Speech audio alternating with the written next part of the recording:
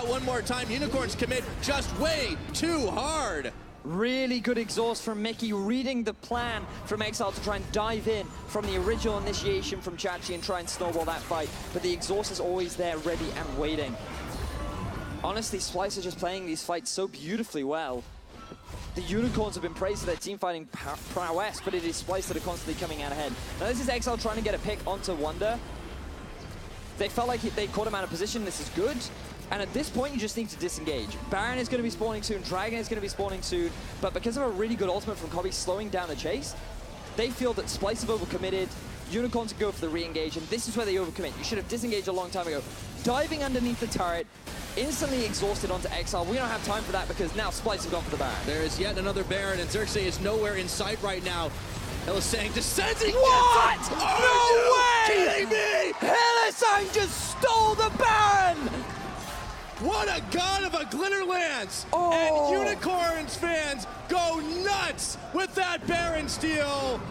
I've seen a lot of crazy ones, but that might just take it. What is this game, Pyra? I don't understand. Lulu stealing away a Baron. Splyce had that one for sure. Trashy still has his smite up. That wasn't even 50-50. There was nothing wrong with that play. He just missed his smite. Oh my goodness, Unicorns are gonna get a chance to grab themselves the Infernal Drake off this. I mean, they're not back in the driver's seat yet, but man, it can't get better than that. So we have to watch exactly what happens here, because there's only Hylissang there. The jungler's nowhere near. I don't even know. He had smite up. He used the Q like I don't know. Did they not? I mean, they didn't have vision, and Trashy knows. Oh. Should have pressed D. He done goofed. Man, so Hylissang has got his team able to march back in. Still, as we said, a lot of mistakes this game. It has been the name of it, but when both teams commit these crucial errors, you end up getting them smacking each other in the head over and over again, and we're dead even almost on gold at 32 minutes. Oh, man. Take a breather if you need it. Honestly, Strap in, it's going to be a long one. Yeah, because now that the Baron is in Unicorn's favor, it's so much easier for them to play this 1-3-1 again. You just have to play safe if you're Unicorns in the mid. You send Exile to the bot lane. You gain vision control over the bottom half of the jungle. You play towards the strong side. You keep Shen up top, drawing pressure. And then you can just slowly work your way through these towers. But Unicorns are grouping up again. They're just going to rotate towards the Shen. This isn't a terrible move because you can see the rumbles down. But it should result in a tower for the Unicorns. Yeah, there's a teleport available for Wonder right now, but it's how much the Splyce able to react, how quick is Splyce able to react on the fly, and you can see that they've kind of joined the fray here up top, but Chachi's just tanking through it, and they shred the tower. 3 Mountain Drakes will really do that for you. Splyce just can't respond fast enough.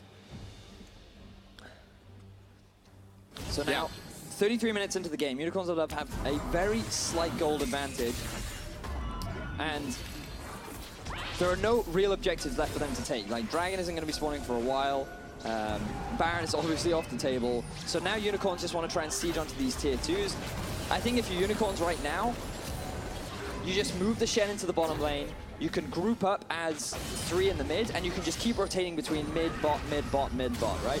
Yep. You can set up this 1-3-1 again. I don't feel like this entirely necessary, unless you look to try and force a dive with the Shen. It's very risky because of the double exhaust, but I feel like right now you should just keep rotating between bot and mid, and just slowly gaining more and more control over this jungle. Conversely, how does Splyce stop this right now? Do they need to just wait out the Baron buff and try to push the minion waves off before they can finish the towers? I mean, like, they have good wave pace. You typically just want the Corki in whatever lane has the greatest risk of taking the tower damage, right? So you just want to try and move him in a way that enables him to clear as much of this as possible, but it's very difficult when you're 280 carries going up against Baron and Pad.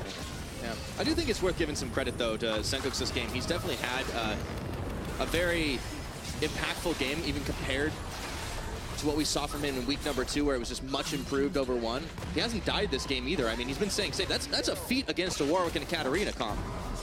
Yeah, it certainly is. You have to be very aware, but it's also, you have to remember that Corki is generally a pretty safe champion, that he has a lot of escapes too. But nevertheless, right now, Unicorns are able to get themselves to tier 2 in the bottom lane. You can see now Wonder's very scared of this Katarina. 4-item builds. And I mean, builds are not actually something we've talked a lot about, but something I do want to mention is the fact that now you're starting to see more Duskblade of Drakthar. Yep. A lot of this is due to the lethality changes. You're seeing these full lethality builds, which is why we've seen the Varus and the Jhin being the priority. And it's now reintroduced this. There was an ever so slight buff to one of the passives that you have, Night Stalker on top of the Duskblade, which means that now you do a little bit more damage. And on top of that, when you stack that with the lethality buffs, it's actually a pretty powerful buy that enables these full penetration AD carries to work out.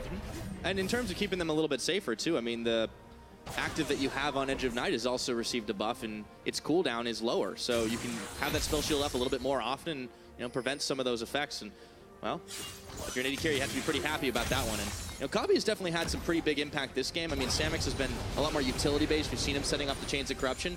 But it is interesting that Splyce seemed to have drafted, you know, the more team-fighting comp, where Unicorns, well, they've been team-fighting, but I mean, this really is built to do the 1-3-1.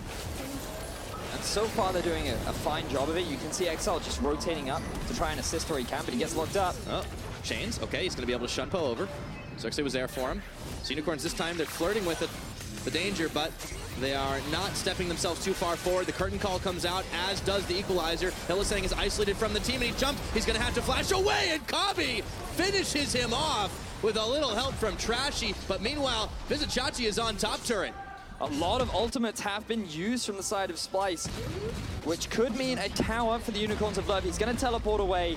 Nice response. So they end up trading a kill. Oh! Oh no! Chachi gets stopped, and now he's all by himself. He can't get anything done, except maybe trying to take out Senkux. Okay, he's gone down. There's the Guardian Angel pop, but meanwhile, look at what Unicorns are going to be doing. Taking the incentive to push down mid and top while Chachi's buying time. But they're not going to be able to get it. So 2 Unicorns members end up dropping, which will enable Splyce to just buy more time, because that's what they really need.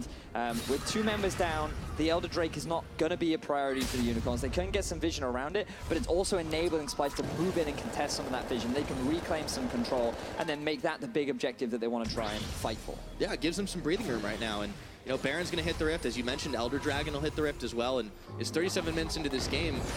If Splyce can win a big team fight, they can still take it.